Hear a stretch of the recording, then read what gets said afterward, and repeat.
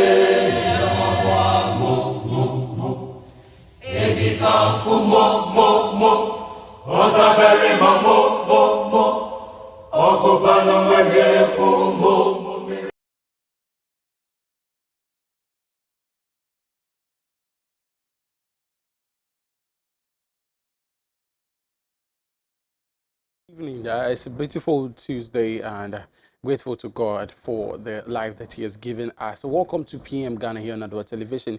My name is Reginald Addy, and I want to thank you once again for joining me on this Tuesday. Well, so tonight we're obviously going to seek to bridge the gap between the lawmakers and the populace.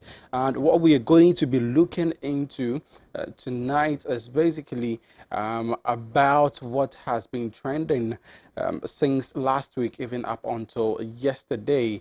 Lawyer and Member of Parliament for Medina constituency, Lawyer Francis Xavier Kojo Susu, not being able to appear before the court, even though the Ghana Police Service secured a court order to summon him to the courts yesterday, November 8, 2021.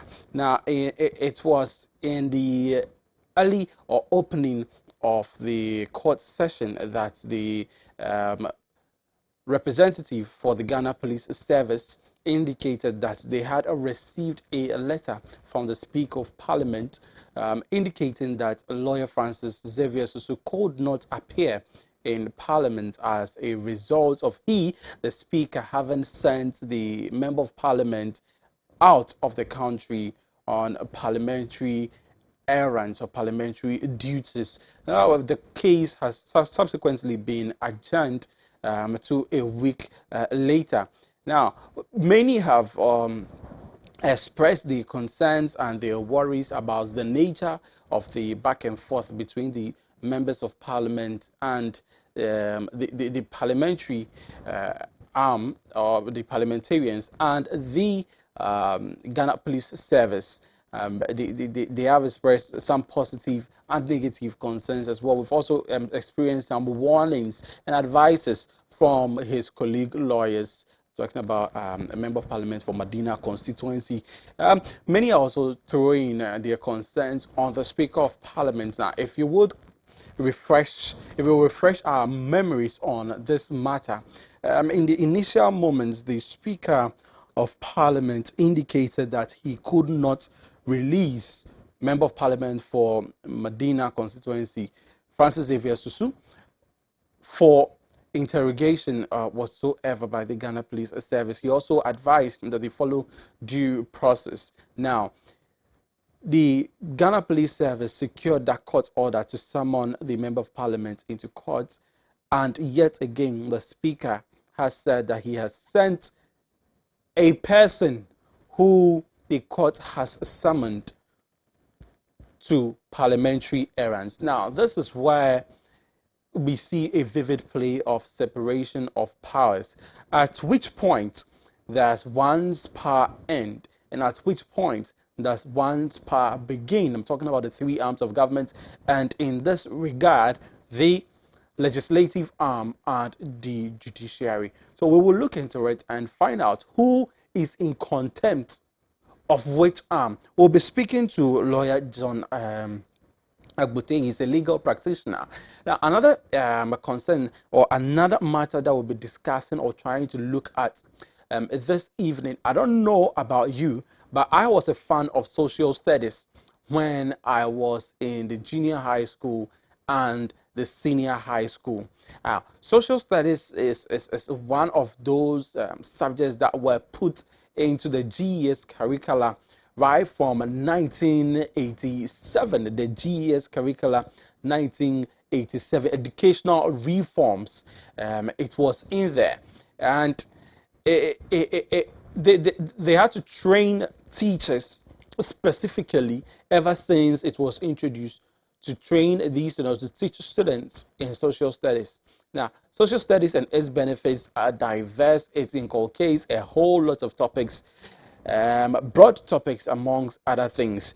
And it's also in line with Osajifo Dr. Kwame Nkrumah's dream of producing a scientifically literate population. Well, we will look at it and perhaps spread it into the entire educational reforms that have been conducted in the country since the 1980s and even in times around the 2000s, where we saw some massive reforms yet again. Well, now the rumor is that the Ghana Education Service is looking to remove social studies from the subjects that are being studied in school.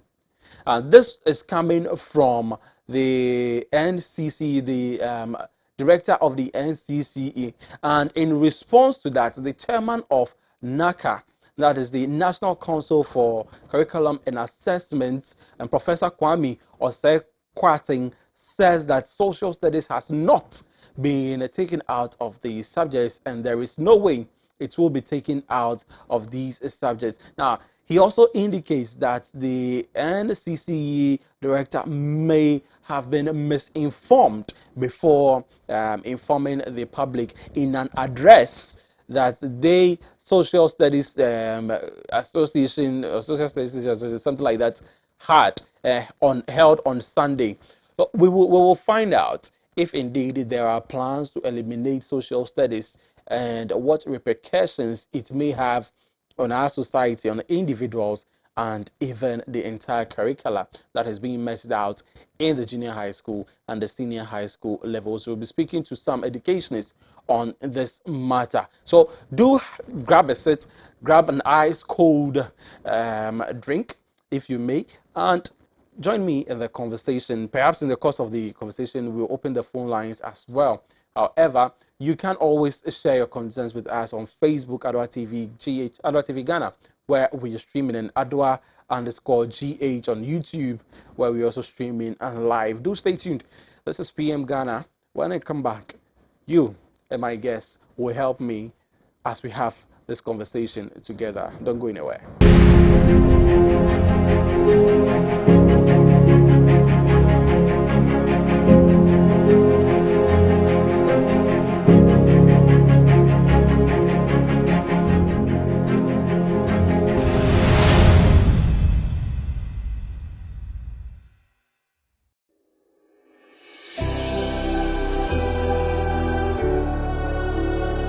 Welcome aboard the safest airline in Africa. With industry-leading safety measures to protect your well-being. The first in Africa to earn a diamond standard of safety. Offering a more contactless, safe, and seamless experience.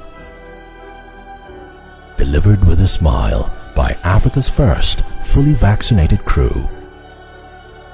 Creating special memories that bring the joy back to flying, so you can continue making memories with your loved ones.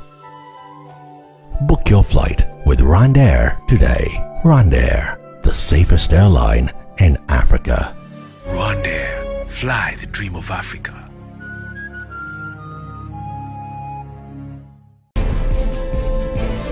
This Wednesday on Daily Connect.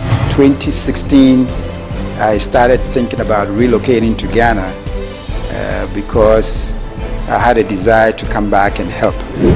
So I started exploring the opportunities for me to come to Ghana, and so I followed up, and here I am right now, as the president of AUCC. President of AECC, Professor Abeku Blankson, tells his life story and shares his thoughts on some national issues. So, I think I bring a lot of energy, revitalizing the institution again. They're doing politics or they are learning how to be leaders. Because in my view, they are not learning how to be leaders. Join the train on TV and online. From the academic side, we have failed. Industry side too, we have failed. You can't be gay and be Christian. Those of us who came from poorer homes, who worked very hard, are all successful because we understand the value of what we have.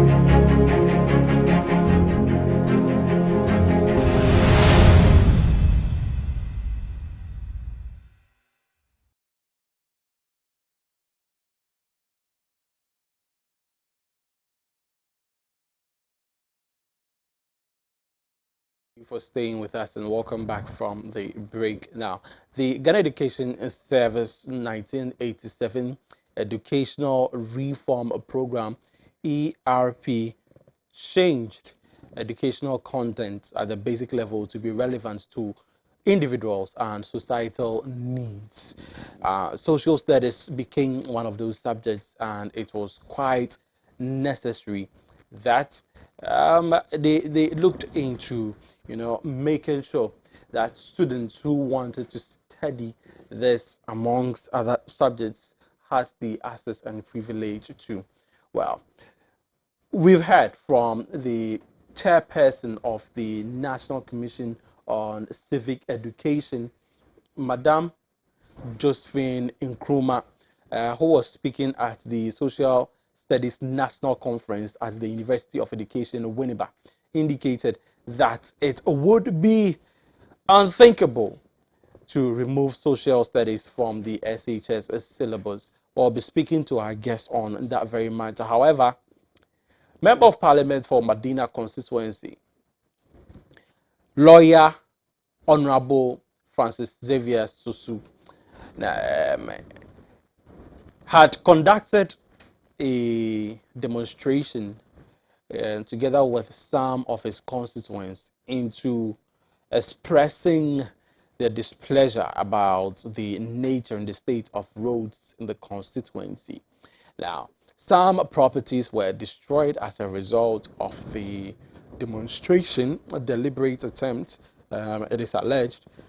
With the police presence, the people seemed unperturbed. And, well, this also culminated into state matters where the police tried to arrest the Member of Parliament for the Medina constituency, but failed. Now, there was a second attempt to arrest the Member of Parliament for the Medina constituency whilst he was preaching at church on a Sunday, but failed. Subsequently, the Member of Parliament filed a motion in Parliament against the two policemen who were sent to either apprehend or interrogate him whatsoever. The police, in response to that, said that they did not send those men to arrest the Member of Parliament, and this had become a banter, a verbal banter between the Ghana Police Service and the legislative arm. So speaking about the Chamber Parliament, the Speaker in response to this, also indicated that the Ghana Police Service could not just get up and decide to arrest a member, but could follow due processes. So one of those due processes is by alerting the Speaker of Parliament on the intention, and he would subsequently grant leave of the Member of Parliament. And the conversation goes on and on and on and on. The formalities are in there. Following all of these, the Ghana Police Service sought a court order to summon Member of Parliament to court, and he was to appear on Monday, yesterday. Now, as to whether he received the summons or whether he received the writ, we do not know. But we heard that the Speaker, the Ghana Police Service received a letter from the Speaker of Parliament, and we want to find out at which point does this amount to a contempt of the court, or from the side of the Ghana Police Service or the judiciary, contempt of Parliament. We have lawyer John Agbuti. He's a legal practitioner on the line. I will speak to us this evening. Good evening, lawyer Agbuti. Thank you for joining us. Good evening, brother. Very well. Yesterday, your colleague lawyer was to have appeared in court, but the Speaker of Parliament had indicated that he had sent Member of Parliament Francis Xavier Sosu on a parliamentary errand and thus was not in the country. Does this, on the side of the Member of Parliament, after having received that summon, amount to any form of contempt to the courts? Okay, thank you very much. The action by the Speaker per se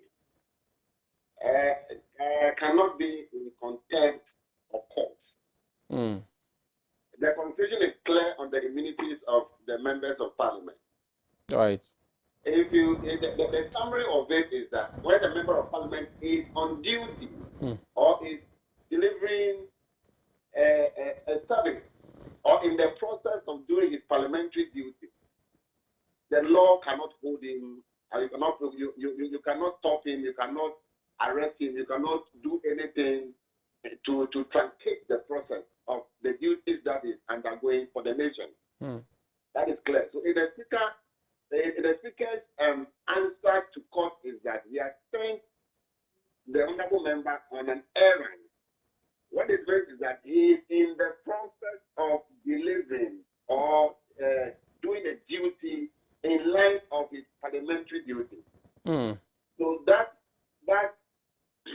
excuse or that explanation is cogent enough, sufficient enough to excuse the member of Parliament from appearing before court on the 50th day. Well, so could it? I mean, there are other persons.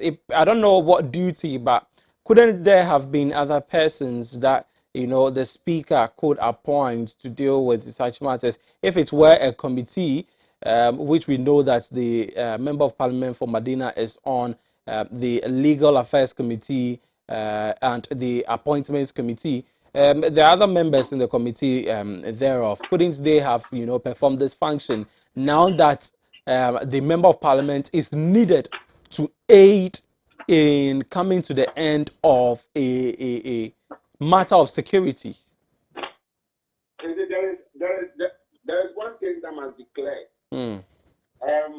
There are about 275 members of Parliament currently. And all these have their various roles that they play. Yes.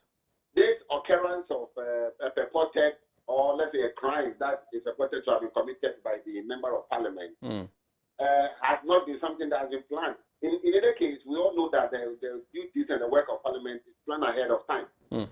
So if it's been planned that the honorable member will go on an errand and in the process something of this nature happens where it's needed in court, I'm saying that we cannot use the agent or the immediate happening of these things allow or go to truncate or the process of going through your normal duty or doing your normal duty. The parliamentary duty has been planned ahead of the occurrence of the crime that we are talking about. And then so what we have to accept now is that for now there is enough reason why the member of parliament cannot appear before the court.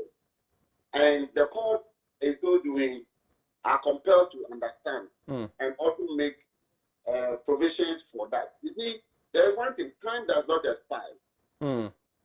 Crime does not expire. Right. I don't know the crime for which is being held.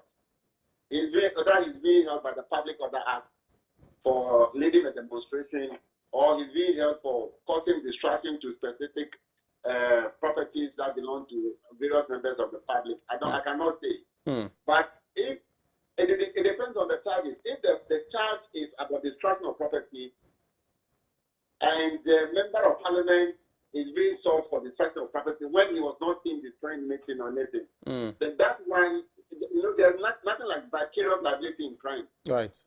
Somebody cannot do and commit a crime and come and arrest me for being his leader or his whatever. Right. But there are other acts that actually also hold him accountable, like the Public Order Act, where he leads a group of people who go to cause distraction and blah, blah, blah. I don't know exactly what the charges that are preferred against him are.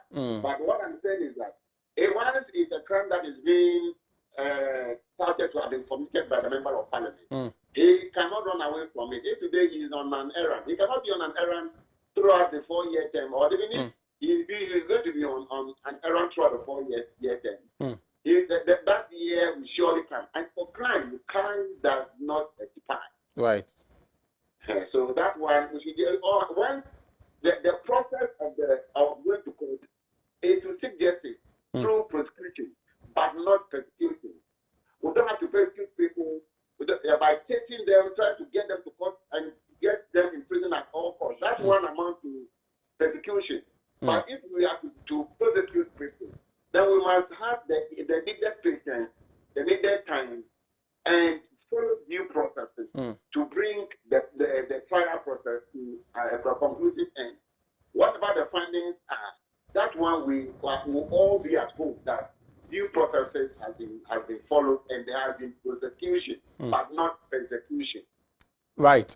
Now, because you said you do not know the charges that he will be prosecuted for, I want to share this with you that in one of the statements that I read from the Ghana Police Service, he was being charged of obstruction and related. You go on, you realize some other related charges of damage to state property. Do you think, or perhaps does this in any way come out or appear to you as a problematic, looking at the charges and perhaps if they could prove? Because the question that a colleague lawyer of yours and also professor of the dean of the Faculty of Law of UPSA indicates that the charges of obstruction and related charges of damage are problematic because the police may not be able to prove that. Do you agree? I agree. I agree 100%. That is what I was trying to iterate when I said that. They're not like vicarious liability in crime. Okay. And like of course, they have a video of the honorable member destroying the property they are talking about. Right. You cannot charge him for destruction of property. If people you are leading were doing it, as we are there now, we have an organization. If a member of your new team go out there to commit a crime, let's say slap somebody in the street or break somebody's property along the way, then they will come to you and say that because you are the leader of the team, you are vicariously liable for a crime that you know nothing about. That is unfair. That is injustice. Do you understand? So that one you cannot, unless of course you have a video or something, an audio visual or something that actually points to the fact that the honorable member was seen destroying such and such property. But to say that you are leading a crowd that's called distracting, it's a tall or a very difficult thing to prove. I know that the name of the game in court is evidence and proof. Right. And especially in crime, in criminal matters, that we all know that the proof is beyond all reasonable doubt. You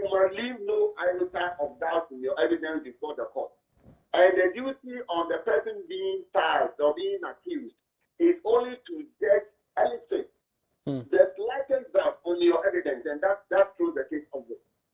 So it will be a very difficult thing for the police to prove. But I don't really know what side, because the public order act also holds you responsible if you lead a group of people who cause distraction. But it depends on what particular charge they are preferring against him at this particular time and why they might prefer those charges. I don't have the evidence. I don't want to speak for the police. But what I know, as far as the law is concerned, is what I'm telling you. Okay. Now, let me also speak about what I know. The little I know in law, they say that an attempt to commit murder is murder. I don't know if it applies to other forms of crime.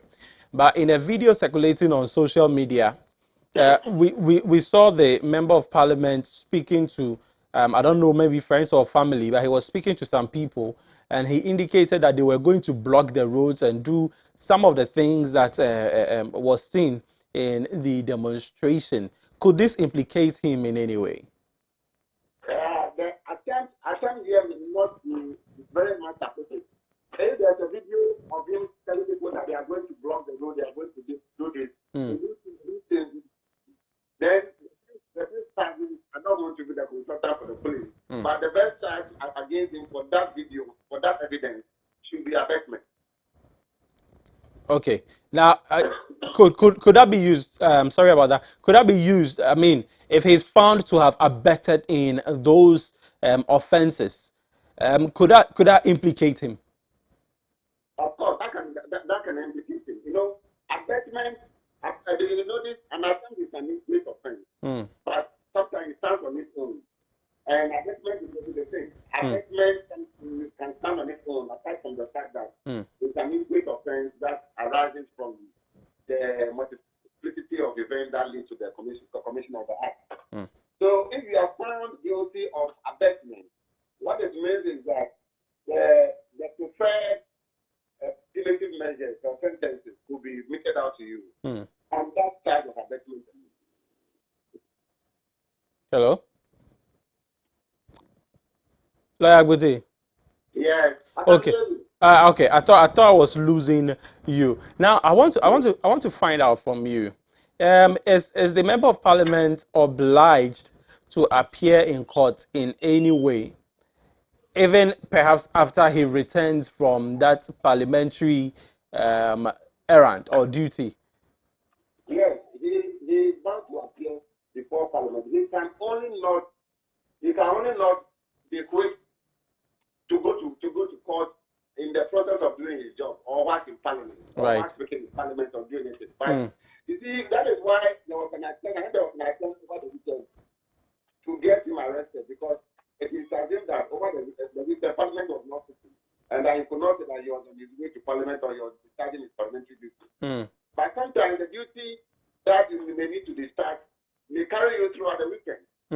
But you see, the fact is that you can always not be in the process of discharging your duty as a parliamentarian. And the immunity provided by Constitution limits it to that only. Other than that, we may have parliamentarians who may commit crimes and have under the cloak of parliamentarianship and say that they cannot be tried, and that is it. They are not absolutely immune to trial. They, at a point, must appear before court. Right.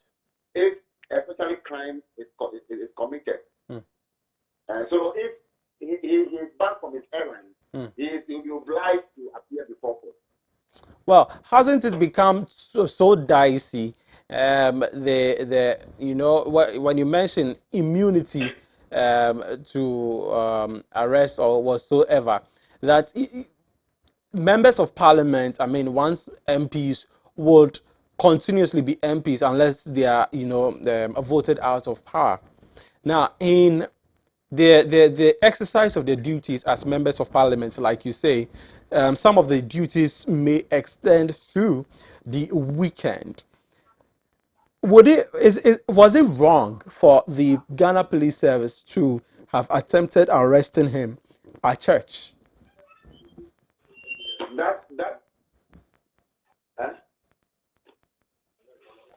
That is a crude way of trying to arrest a member of parliament. That is a what? A crude way. Right. Of trying to get a member of parliament to appear before court.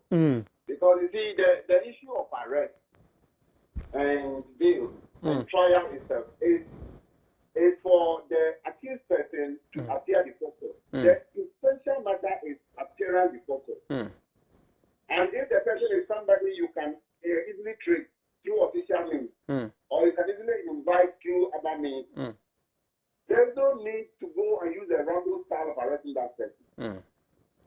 And that our society will become a kind that we cannot describe. If you are seeking to arrest an individual whom you can find by other means, by just mere invitation, there's no need going to his house or his church or his place in a rumble start trying to pick him up to raise eyebrows or concerns or issues. What you have to do is to use that channel. If it does not work, then you can resort to other things. For instance, now that Parliament is saying he's on an errand, what they have to do is to seek further clarification when that duty will come to an end. And then they tailor the timetable in such a way that you appear before court when he is free. You understand that? We must do things, we must be gathered with civility.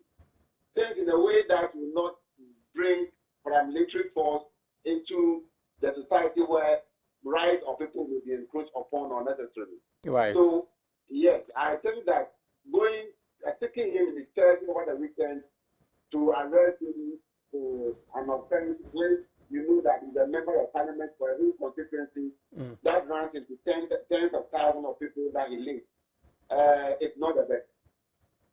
Well, I'll be letting you go soon, but I want to find out something. Now, in law, I know that especially when it comes to company law, there is something called a piercing the veil. Now, could a veil be pierced in this matter to withdraw the person of Francis Xavier Susu from the cloak of member of parliament? No, we have this thing in law that crime violates all. Right. Crime violates all. That is just the same as saying that piercing the veil in the civil matter in company law. So once you commit a crime, you have forfeited some rights. For example, let me take it from a broader spectrum. Right. We all have the right to freedom, have right to movement and all that. But the moment we are caught doing a crime, the moment we are caught involving yourself in a crime, at that moment you have forfeited all the rights. The right to movement will be stopped. The right to speak or speak, you will be restrained. And you will now be cautious that anything you say thereafter will be used as evidence against you in court. That is a way of restraining your right to freedom of speech. Right. You understand that? So immediately crime comes in, a lot of the rights are lost. Very well. So, but what we are talking about now is a constitutional right that has been given to all the members of parliament while they are in the process of doing their duty as members of parliament. And this one, piercing it or forfeiting it cannot come that easily. It is an individual who is not known publicly and who could hardly be trained. Then we can say that it would be right for him to forfeit all those rights at the time. But when there's an institution through whom or through which he enjoys that right, that institution must be given the due respect, first and foremost, before the person. Well, I ask this question because now many are finding out in what manner or capacity the member of parliament joined his constituents to embark on that demonstration when those same constituents had voted him into power to represent them. How did he join them? And so was he then acting as an ordinary citizen, lobbying to parliament or demonstrating for the entire state to see?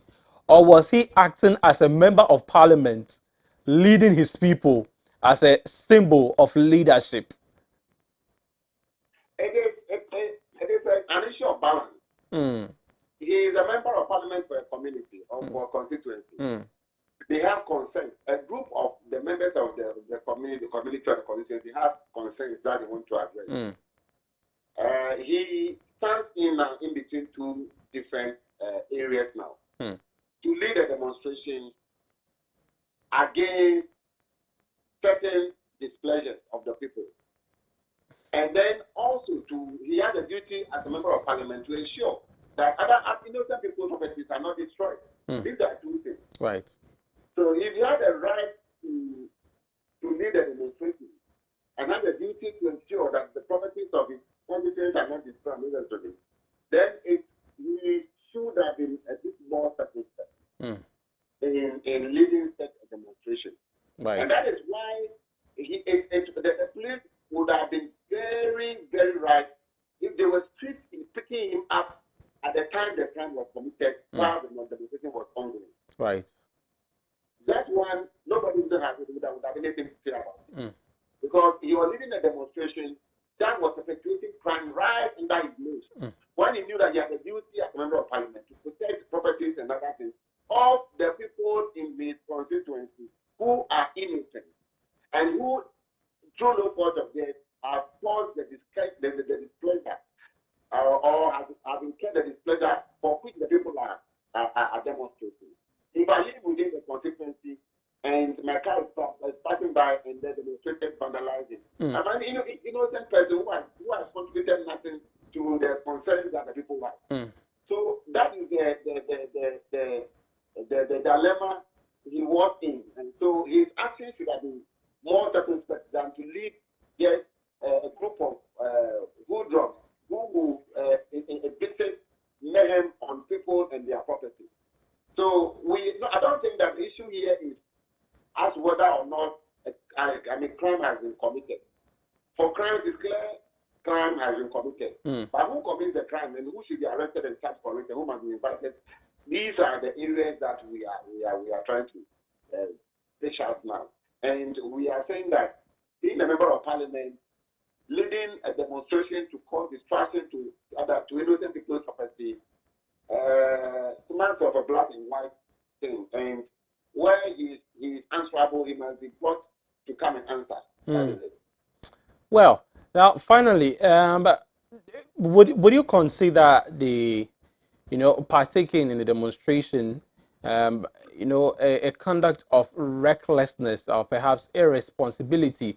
Now, I'm asking this because during the Ayawaso West Wugon incident, when after the Emil Shotts Commission came out with its report, the government white paper in response indicated that the member of parliament in his conduct was putting himself at risk by being there at that time, a place that there was some sort of unrest, which also went into some form of justification for why the supposed security person assaulted him. Now you compare this same situation, the member of parliament there at a demonstration where properties were being vandalized, or perhaps where property were vandalized. I don't know if after or during. Do you think that it was irresponsible and reckless on his side? I wouldn't want to use any of those words. Okay. But could it have been avoided? Could he have stayed away? Yes, these are avoidable occurrences. Right. But as I said, that he had a duty to be more circumspect at the time. Right. Because leading a demonstration per se is not a crime. It is only when excesses come in and properties of other people, innocent people, are destroyed, and our lives or harm is caused to lives and property and all that it becomes a problem. So his purpose to solve at the time was how to lead this group through the demonstration and how to also collaborate with the police to prevent the distraction that it was occasioned. That's why I said he needed to have a more circumspect. He should have planned properly with the police and look at if the numbers were not enough, let the police beef up the numbers, knowing his constituency and the nature of it. I would have gone for more policemen so that they will be able to check this extraneous occurrences so that we'll have a smooth and peaceful demonstration, and I'll be free. But he failed to ensure that. So he may have certain questions to answer. Yes, but as to whether he's supposed to be held criminally liable or not, for me, I still have my reservation.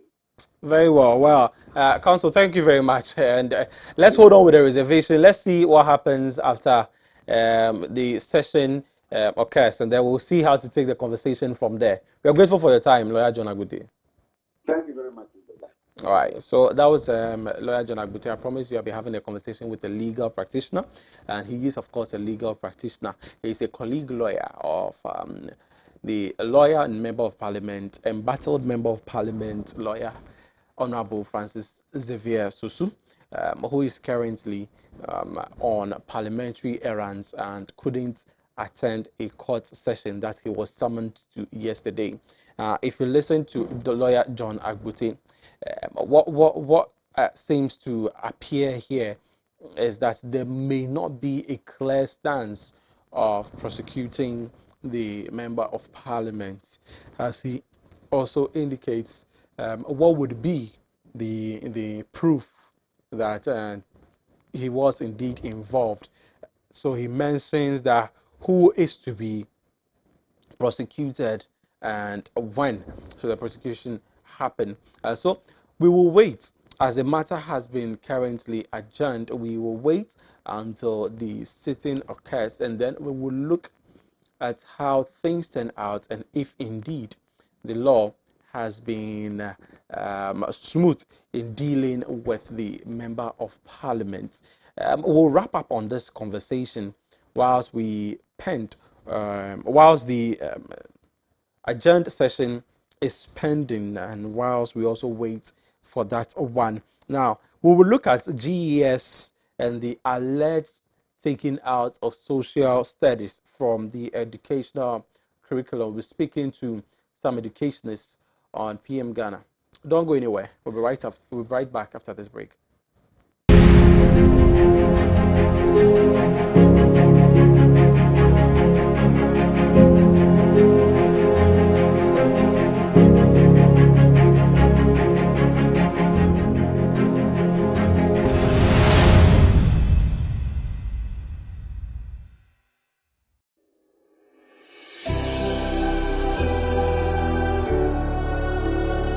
Welcome aboard the safest airline in Africa. With industry-leading safety measures to protect your well-being. The first in Africa to earn a diamond standard of safety.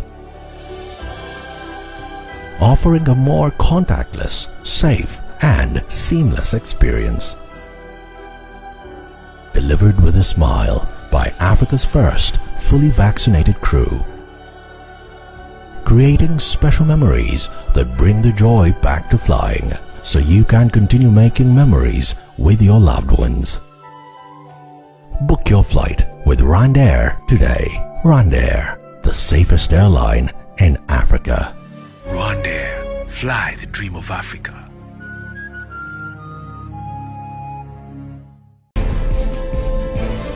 This Wednesday on Daily Connect. 2016, I started thinking about relocating to Ghana because I had a desire to come back and help. So I started exploring the opportunities for me to come to Ghana, and so I followed up. And here I am right now as the president of AUCC. President of AUCC, Professor Abeku Blankson, tells his life story and shares his thoughts on some national issues. So, I think I bring a lot of energy, revitalizing the institution again. They're doing politics, or they are learning how to be leaders. Because in my view, they are not learning how to be leaders. Join the train on TV and online. From the academic side, we have failed. Okay. Industry side too, we have failed. You can't be gay and be Christian. Those of us who came from poorer homes, who worked very hard, are all successful because we understand the value of what we have.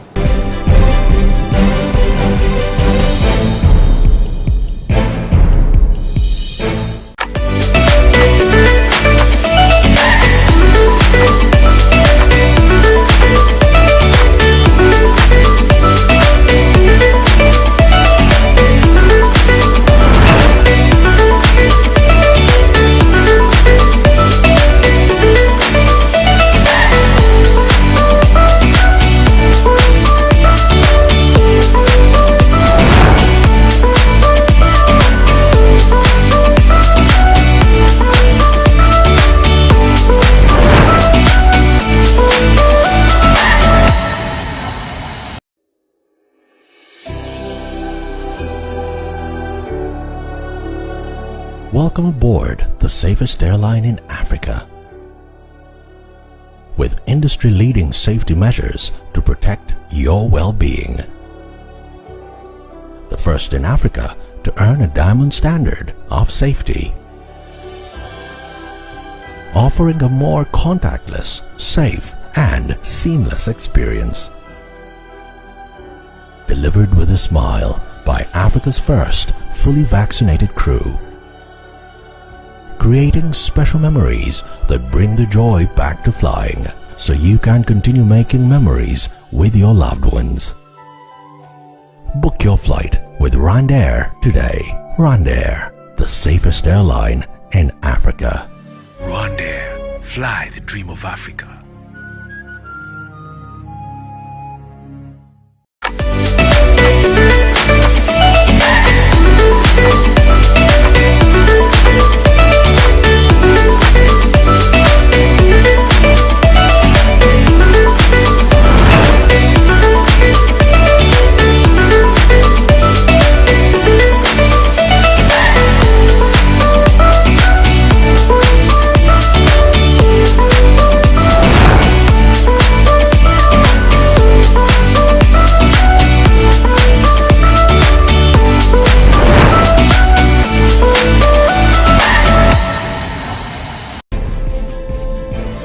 This Wednesday on Daily Connect.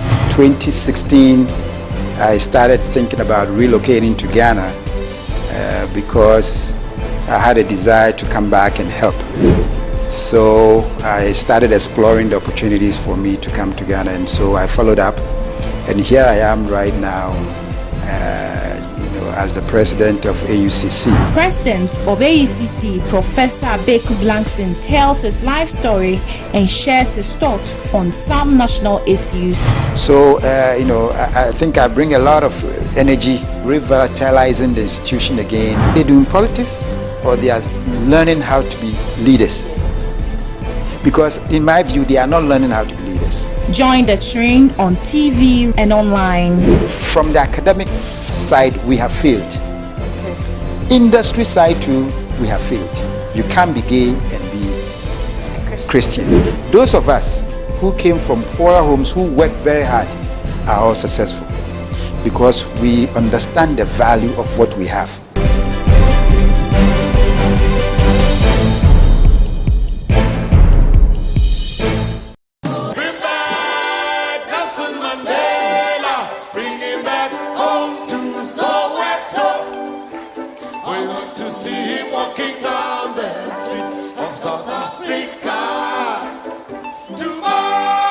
Neblan, Yebo.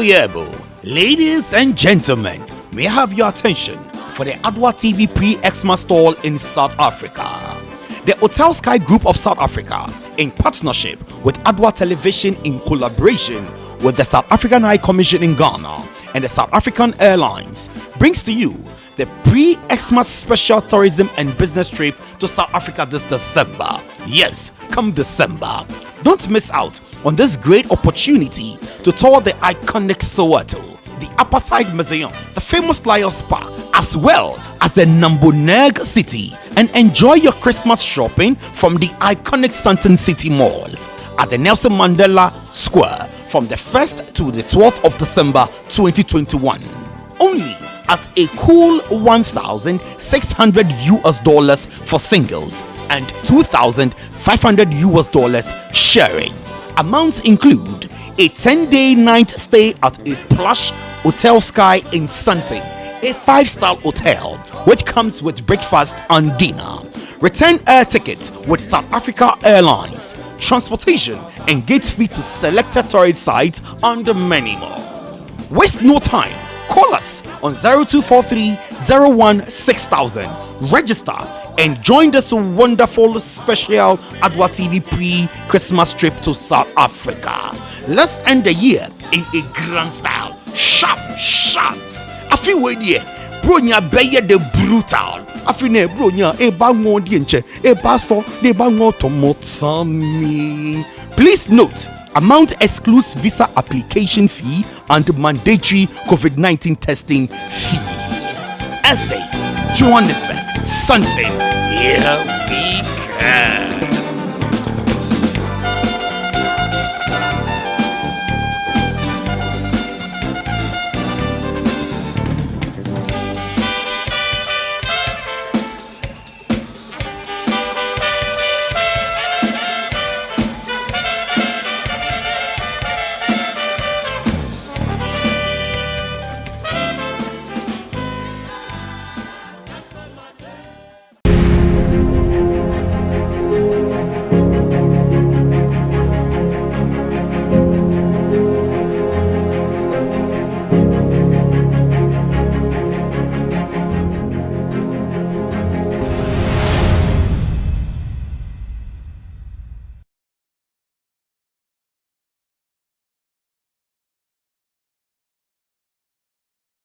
You for staying with us. You're still live here with us on PM Ghana here on Adoatv Television. My name is Reginald Adi, and well, we just spoke to lawyer John Agbute on the matters surrounding the arrest and I mean the banter between Parliament, the Ghana Police Service, and the Medina NP. Now, the minority, I beg your pardon, in Parliament is also indicating that the majority is becoming problematic as they are pushing the speaker to also release the a member of parliament for Medina to the Ghana Police Service. Let's see how this turns out in the final terms.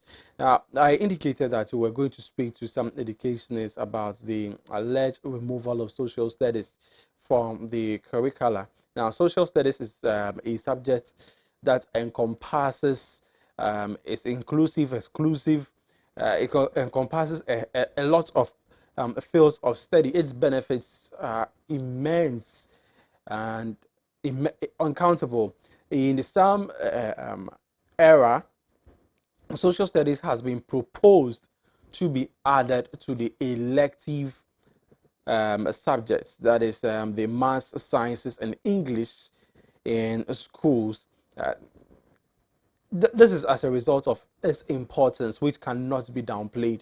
However, the chairperson of the National Commission for Civic Education, that is Madame Josephine Nkrumah, who was speaking at Social Studies National Conference held at the University of Winneba, University of Education, I beg your pardon, Winneba, said that this social studies is the heartbeat of humanity.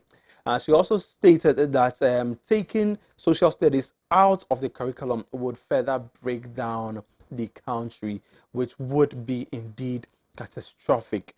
She also said that studying the subject has become very critical in the day-to-day activities of the students, and by extension, therefore, scrapping it will be a big blow to the educational sector. She says so many things, and it goes on and on and on and on and on and on, basically establishing those importance of social studies in our curriculum.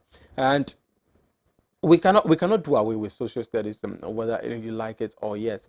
However, the interesting twist to it is that the National Council for Curriculum Assessment, NACA, has come out to debunk that pronouncement. So the chairman of NACA, Professor Kwame Osei Kwarteng, rubbished the claim that social studies as a subject has been or would be removed from the curriculum. Now, he says that social studies, he explained that the educational reforms that were introduced actually brought in social studies. And he indicated that there were some other courses that were added because from primary 1 to primary 6, there is no social studies. So rather, there were some courses that were added in there to sort of prepare the wards towards the broader scope of social studies. Now, as I indicated earlier, the GES reforms of 1987 saw to the inculcation of social studies, wherein teachers were trained. Initially, 3 teachers were trained. So the studies went on. When they started teaching, they realized that there was a deficit in there. So training for more And yes, it can be established again that from the onset, there were some deficits. Social studies was limited to such areas as history and some other aspects. However, with time, social studies has grown into something that everybody tends to appreciate. And the biggest part of it all is that it is one basic underscoring point of every student. You realize, I mean, when you check the performances of students in BEC in WASSIN, social studies is one of those subjects that students hardly fail in. And this is because of the life playing nature of the course and how it helps build the student, how it helps build the individual. And so the chairperson for NACA has come out to say that it is not true. He said that Madam Josephine Nkrumah may have been misinformed or did not get her facts right. So please, this is for you students out there. Social studies, according to NACA, has not been removed from the curriculum and will not be removed, but rather the introduction of other courses that would prepare the students at the primary level, primary 1 to primary 6, before they get to grade 7, 8, and 9, that is JHS 1 to 3, study actual social studies and even move on to the senior high school. So we wouldn't expend any much time on this conversation. Matter of fact, our guest could not come through for us. So let's take word from NACA and hope that social studies, which plays a key role in the education of individuals and the formulation of a lifestyle and understanding of society, and we can go on and on and on and on and on and mention the benefits, should not be taken out. That is the baseline. Now, news reaching us coming in a while ago says that minority wants the Attorney General removed over the 499 law students admission issues. And this is a matter that I'm not going to discuss tonight on PM Ghana. As you all know, PM Ghana obviously is an extension to AM Ghana. So what we are not able to digest here, tomorrow morning we will serve you and we will all digest it together. So let's gather up tomorrow morning on AM Ghana and see how well we can look into this matter, if there is any justification whatsoever at all in the call for the removal of the Attorney General by the minority. This is where I would leave you tonight, unfortunately. Many thanks to you for joining in and staying with me, and many thanks to my production team and to our guest we spoke to earlier, Mr. Lawyer John Agbute, who is a legal practitioner. Well, I am your most humble servant, Reginald Eddie. Now, see you tomorrow morning on AM Ghana. Have a lovely evening.